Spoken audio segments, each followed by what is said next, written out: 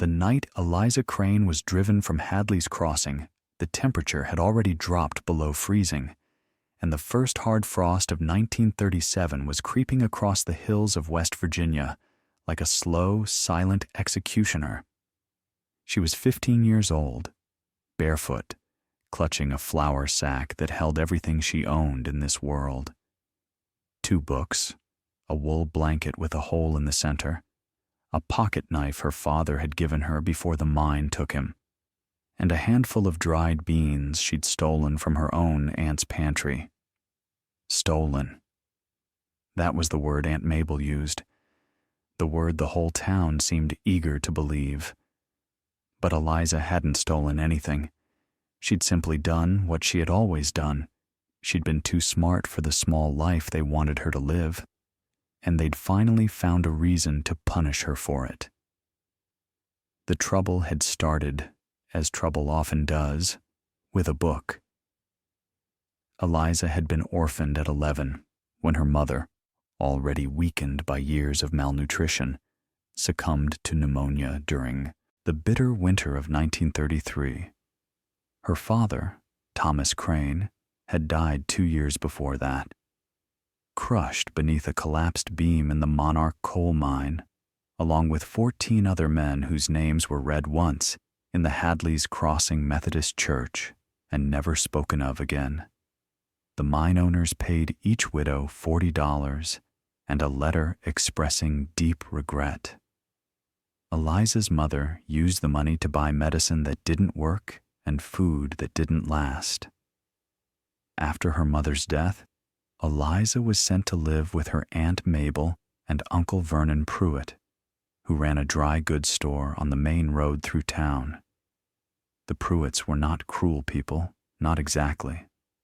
They fed Eliza, gave her a cot in the back storeroom, and expected her to earn her keep by sweeping, stocking shelves, and minding her place.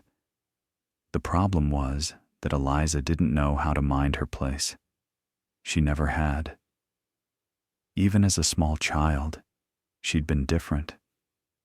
While other girls in Hadley's Crossing played with corn husk dolls or helped their mothers with washing, Eliza sat beneath the porch reading whatever she could find: old almanacs, seed catalogs, newspapers used for wrapping, even the labels on medicine bottles.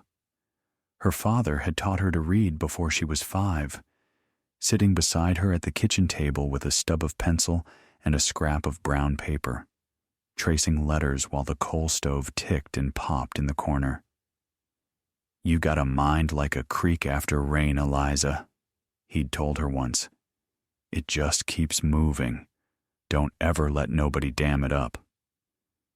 Nobody in Hadley's Crossing understood what to do with a girl like that. The other children called her book girl and professor, and not kindly. The women in town whispered that she was odd, that her mother had read too much during pregnancy and it had affected the child.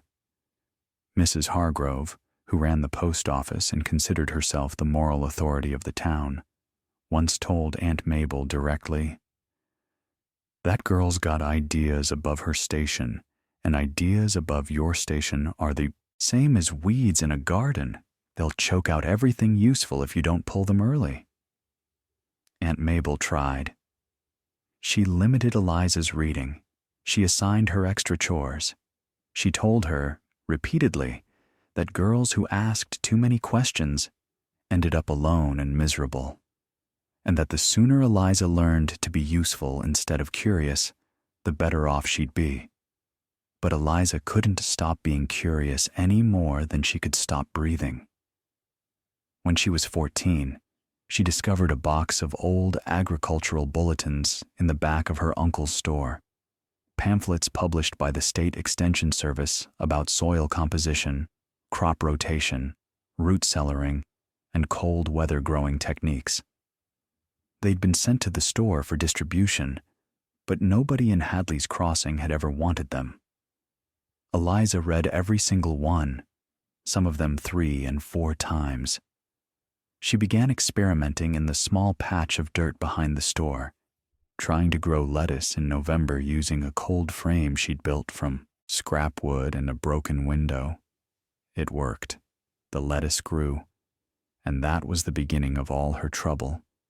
Because when Eliza showed her aunt the crisp green heads of lettuce growing in the dead of winter, Aunt Mabel didn't marvel at it.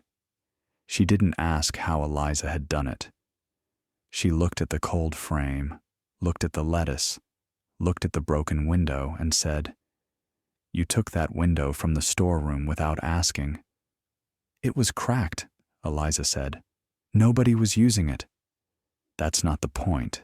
The point is, you think the rules don't apply to you." And then came the night that ended everything. October 17th, 1937. Mrs. Hargrove's daughter, Patricia, reported that a jar of honey and a bag of sugar had gone missing from the Pruitts' store. Eliza had been minding the counter that afternoon. Patricia said she'd seen Eliza put something under the counter, though she couldn't say exactly what. It was enough. In a town where people were already suspicious of a girl who read too much and asked too many questions, it was more than enough. Aunt Mabel didn't ask Eliza for her side. Uncle Vernon looked at the floor. Mrs. Hargrove stood in the doorway of the store with her arms crossed and said, "I've been saying it for years. That girl is trouble. Get your things," Aunt Mabel said. "I want you out by morning." Eliza looked at her aunt and her uncle and the circle of neighbors who had gathered, and she saw something she would never forget. Not anger, not hatred, but relief. They were relieved to have an excuse to be rid of her. She had always made them uncomfortable, simply by being who she was, and now they could finally stop pretending otherwise. She didn't wait until morning. She packed her flour sack and walked out into the frozen October night. If you want to find out how a barefoot 15-year-old girl survived a West Virginia winter alone and built something so extraordinary that the very town that threw her out would one day come begging for her help, subscribe to this channel and tell me in the comments where you're watching from. Because what Eliza Crane created in those mountains changed not just her life, but the lives of hundreds of people for generations to come. The first 3 days nearly killed her. Eliza walked north, away from Hadley's Crossing, following old logging roads that wound up into the mountains. She had no plan beyond putting distance between herself and the people who had discarded her. The nights were brutal. She slept beneath rock overhangs and in hollow logs, shivering so violently that her teeth ached. She ate the dried beans raw because she had no way to cook them, and she chewed on birch bark and dug up wild roots she recognized from her reading, chicory and burdock, and the last withered remnants of autumn's dandelion greens. On the second night, it rained. Cold, relentless, soaking rain that found every gap in her blanket and every crack in the rock shelf she'd crawled beneath. By morning, her fingers were white and stiff, and she couldn't feel her feet at all. She knew, with the calm clarity that sometimes accompanies real danger, that if she didn't find proper shelter within the next day, she would die. It was the creek that saved her. She'd been following a narrow stream uphill, looking for a spring or a deeper overhang, when she noticed something odd. The water was warm. Not hot, not steaming, but noticeably warmer than the frigid air. She followed the warm water upstream, pushing through rhododendron thickets and scrambling over moss-covered boulders until she came around a bend and stopped. Before her, cut into the side of a steep hillside, was a structure unlike anything she had ever seen. It was partially underground, built into the slope itself, with a long south-facing wall made almost entirely of glass. Old glass, wavy and thick, set in heavy wooden frames that had weathered to the color of iron. The roof was earth and sod, grown over with moss and wild grass so thoroughly that from above you'd never know it was there. A stone chimney rose from one end, and near the base of the glass wall, the warm creek emerged from a pipe set in the foundation. It was a greenhouse, an underground greenhouse built into the mountain. Eliza approached it slowly, half expecting it to be occupied, but the door, thick oak, swollen with moisture, hadn't been opened in a long time. She had to put her shoulder into it, and it scraped open with a groan that echoed off the hillside. Inside, the air was warm. Not just warmer than outside, genuinely, remarkably warm. The glass wall faced due south, and even the weak October sun had heated the interior to something close to 50 degrees. The back wall was solid stone, the exposed face of the mountain itself, and Eliza could feel heat radiating from it. The warm creek ran through a stone channel cut into the floor before disappearing out the other side. The floor was packed earth, and along both walls stood long, deep-growing beds made of stacked stone, filled with dark soil that smelled of years of composted leaves. Someone had built this place with extraordinary care and knowledge. The south-facing glass captured every available hour of sunlight. The earth-covered roof insulated against heat loss. The stone back wall absorbed warmth during the day and released it at night, a thermal mass that acted like a giant, slow-release heater. And the warm creek, fed, Eliza would later discover, by a natural warm spring higher up the mountain, provided a constant baseline temperature that kept the interior above freezing, even in the deepest cold. She found evidence of its former occupant scattered throughout. Rusted tools hanging on pegs, a sleeping platform built against the warm stone wall, shelves holding clay pots and glass jars, and most precious of all, a small wooden box containing dozens of paper envelopes, each carefully labeled in faded ink. Seeds, tomato, pepper, bean, squash, lettuce, kale, herbs she'd never heard of. Someone had saved these seeds with the same care a jeweler would give to diamonds. Eliza sank onto the sleeping platform and cried, not from sadness, but from the overwhelming recognition that she had been given something, a chance, a place, a possibility that she hadn't dared imagine existed. She would later learn the greenhouse's history from Silas Whitmore, an old hermit who lived in a cabin 3 miles further up the mountain. Silas came upon her 2 weeks after she'd moved in, drawn by the thin trail of smoke from the chimney that hadn't smoked in years. He arrived with a shotgun across his arm and suspicion in his eyes, and left 4 hours later having shared his tobacco, his knowledge, and the story of the man who had built the greenhouse. His name had been Dr. Amos Fletcher, a botanist from the University of Virginia who had come to these mountains in 1919 to study native medicinal plants. He'd built the underground greenhouse as a research station, using principles of earth-sheltered architecture and passive solar design that were decades ahead of their time. The warm spring had been his greatest discovery, a geological gift that provided consistent 48-degree water year-round.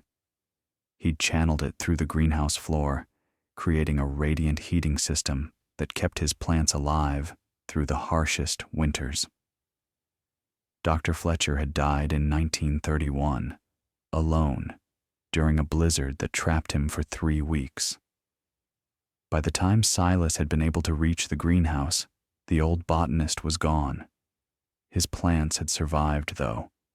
They'd gone on growing in their stone beds, season after season, untended but alive, sustained by the warm spring and the passive systems Fletcher had so carefully designed. He was a strange man, Silas told Eliza, whittling a piece of hickory by her newly rebuilt fire.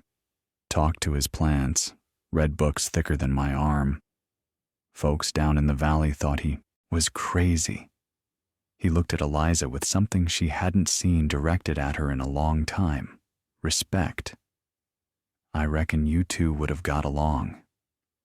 Silas became Eliza's teacher, not in the formal sense, but in the way that only someone who has lived 60 years in the mountains can teach: by showing, by doing, by answering questions with more questions. He taught her to hunt and trap, to identify every edible plant within 5 miles, to read weather in the movement of birds and the smell of the wind. In return, Eliza shared what she'd learned from Dr. Fletcher's notes, which she'd found in a waterproof tin beneath his sleeping platform. Detailed journals describing his growing methods, his experiments with cold-hardy varieties, his observations about light angles and soil temperature. Together, over the course of that first winter, they brought the greenhouse back to life. Eliza started with the seeds she'd found. She planted lettuce and kale in the stone beds, along with spinach and a variety of cold-tolerant herbs. The warm spring water, channeled through the floor, kept the soil temperature at a steady 52 degrees, warm enough for root development even when the air outside dropped to 0. The south-facing glass gathered every minute of winter sun, and the massive stone wall stored that heat, releasing it slowly through the night. By January, she was eating fresh greens. By March, she had tomato seedlings started in clay pots on the warmest shelf. By the time the mountain laurel bloomed in May, she had a functioning farm. Small, yes, but productive beyond anything she could have imagined. But Eliza didn't stop there. She never stopped. That first spring, she began expanding. Using Dr. Fletcher's journals as a guide and her own relentless experimentation as fuel, she built a second growing structure, a terraced bed system cut into the south-facing slope below the greenhouse. She hauled stones from the creek bed, hundreds of them, building retaining walls that created level planting surfaces on the steep hillside. She filled the terraces with composted leaves, creek-bottom silt, and the rich black soil she dug from beneath fallen logs.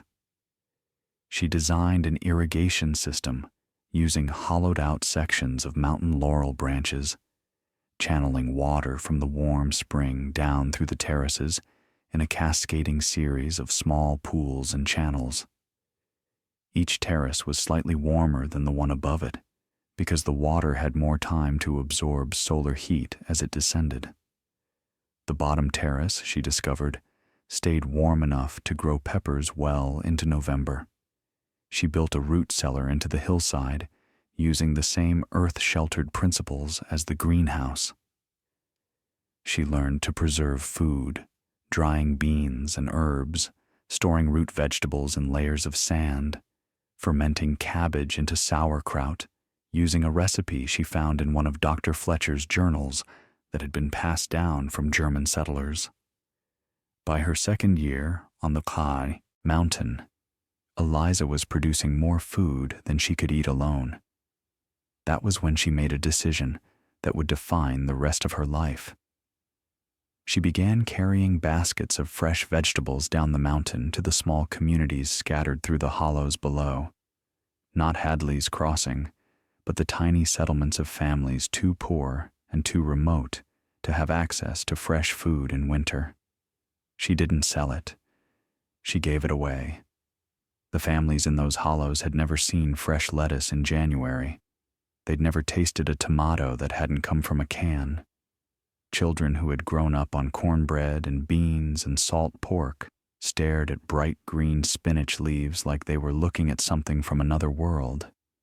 Word spread. Slowly at first, then with gathering momentum, the way all remarkable things eventually travel, through the testimony of people whose lives have been changed. A woman named Martha Bowen, whose youngest child had been sickly all winter, told her sister in the next hollow that a girl on the mountain was growing food in the dead of winter and giving it away for free. The sister told her husband. The husband told his cousin. The cousin drove his mule cart 20 miles to see for himself.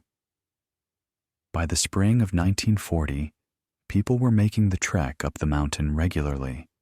They came for food, yes, but they also came for something else. They came to learn. Eliza, now 18, had developed growing techniques that were years ahead of anything practiced in the region.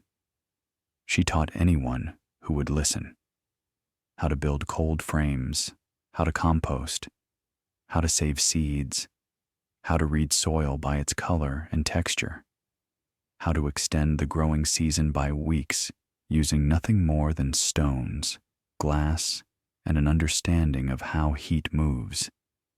She taught them the way her father had taught her, patiently, without condescension, with the quiet confidence of someone who has tested every principle against reality and found it sound.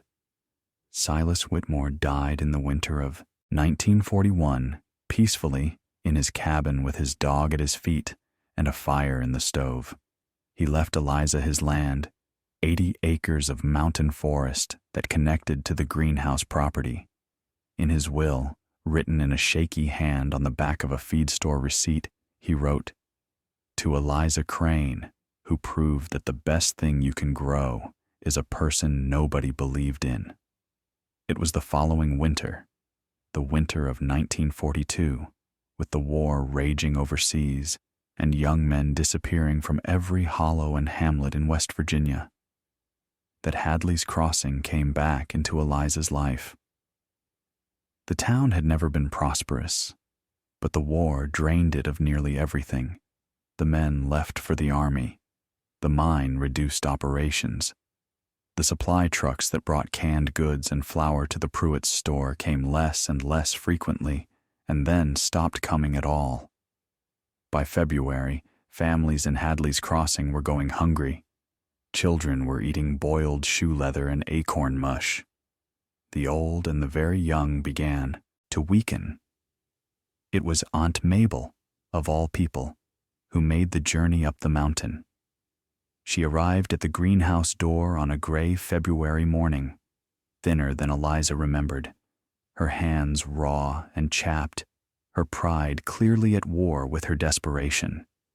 She stood in the doorway and looked at the green abundance growing inside, the lettuce, the kale, the spinach, the herbs, the tomato plants heavy with fruit in the middle of winter. And her mouth fell open. "How?" she whispered. "Warm spring," Eliza said. "Passive solar, thermal mass, composting, seed saving, everything I tried to show you with that cold frame." Aunt Mabel's eyes filled with tears. "Eliza, how many people need food?" "The whole town. Eliza, I'm sorry. I'm so sorry for what we did to you." Eliza looked at the woman who had thrown her out into a freezing night over a jar of honey she hadn't stolen. She could have said many things. She could have pointed out the irony, the injustice, the years of cold and hunger and loneliness she had endured, because this woman and this town had decided that a girl who read too much and asked too many questions was disposable. Instead, she said, "Help me load the cart." She fed Hadley's Crossing that winter. She fed them through the spring. And when the ground thawed, she went down to the town herself and taught them everything she knew. She organized work teams to build cold frames and root cellars. She showed them how to terrace the hillsides, how to compost, how to save seeds from the healthiest plants. She established a seed library in the back of the Pruitt's store, the same store she'd been banished from, where families could borrow seeds in spring and return saved seeds in fall. Mrs. Hargrove, the woman who had orchestrated Eliza's banishment, never apologized directly. But one afternoon, as Eliza was teaching a group of women how to build a hotbed for early spring seedlings, Mrs. Hargrove appeared at the edge of the group, listened for 20 minutes, and then said, loudly enough for everyone to hear, "Patricia lied about the honey. I knew she lied. I let it stand because it was convenient." Then she turned and walked home. It was the closest thing to a confession Hadley's Crossing had ever witnessed, and it hung in the air like smoke, visible, undeniable, impossible to take back. Eliza said nothing. She simply returned to her lesson about soil temperature and germination rates. In 1945, a young man named James Whitfield returned from the war with a shattered left arm and a quietness that came from having seen too much. He'd heard about the woman on the mountain who was feeding half the county, and he came to see for himself. He stayed 3 days, then a week, then a month. He and Eliza were married in the spring of 1946 in the greenhouse, with the warm spring babbling through the floor channels and tomato plants serving as decoration. Together, they expanded the operation into something that would have astonished Dr. Amos Fletcher. They built 3 more underground greenhouses along the mountainside, each one designed to take advantage of the warm spring that Eliza had mapped in its entirety, tracing every branch and tributary across the property. They established a year-round market in Hadley's Crossing. They created an apprenticeship program for young people, boys and girls, who wanted to learn sustainable agriculture. They developed new varieties of cold-hardy vegetables through careful seed selection, including a strain of tomato that could set fruit at temperatures 10 degrees lower than any commercial variety. By the 1950s, the Whitfield Mountain Farm, as it came to be known, was producing food for over 300 families across 4 counties. Agricultural researchers from the state university came to study Eliza's methods. Extension agents from as far away as Vermont and Minnesota visited to learn about her underground greenhouse designs. An article in a regional farming journal called her the most innovative small farmer in Appalachia. Eliza never moved away from the mountain. She never sought fame or recognition beyond what came to her naturally through the quality of her work. She raised 4 children, 2 sons and 2 daughters, all of whom learned to grow food before they learned to read, and all of whom learned to read before they started school. She insisted on both. "Hands in the dirt and nose in a book," she told them. "That's the whole secret." She continued teaching until the week she died. On a warm September afternoon in 1998, at the age of 76, Eliza Whitfield sat down on the stone bench outside the original greenhouse, the one she'd stumbled into as a frozen, barefoot, terrified 15-year-old girl 61 years before, and closed her eyes. James, who had died 2 years earlier, had always said that bench was the warmest spot on the mountain. She was found there by her youngest daughter, Clara, with the late afternoon sun on her face and a packet of saved tomato seeds in her lap. More than 400 people attended her funeral.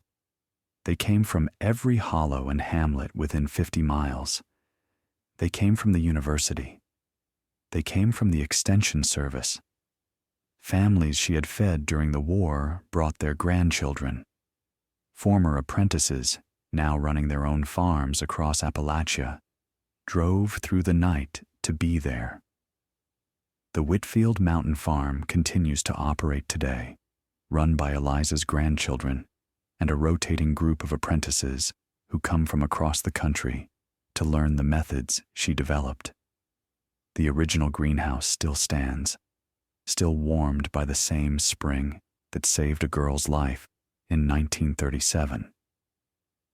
The seed library she established has distributed over 10,000 seed varieties to small farmers throughout the region. The cold-hardy tomato she developed, known locally as the Crane Red after her maiden name, is still grown in gardens from West Virginia to Maine.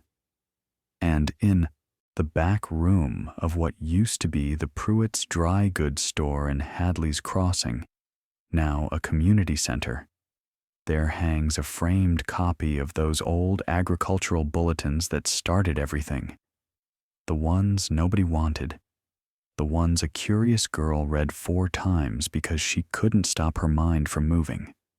What would you have done if the world told you that your curiosity was a flaw, that your hunger for knowledge was a problem, that the very qualities that made you extraordinary were the reasons you didn't belong?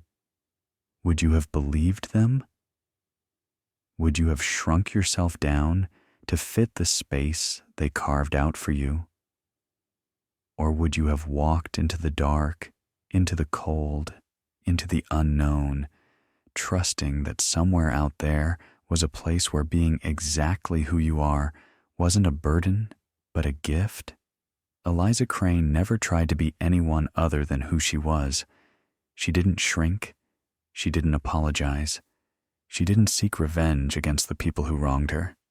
She simply kept growing, kept learning, kept building, kept feeding anyone who was hungry, whether they deserved her generosity or not. And in doing so, she proved something that every person who has ever been mocked for being different needs to hear. The things that make you strange are often the very things that will save you. And maybe, if you're brave enough and stubborn enough, the things that will save everyone around you too. If this story resonated with you, if you've ever been the one who didn't fit in, the one who asked too many questions, the one who refused to stop reaching, hit subscribe for more stories about ordinary people who accomplished extraordinary things. Because the world has never been changed by the people who did what they were told. It has always been changed by the ones who, like Eliza, kept growing.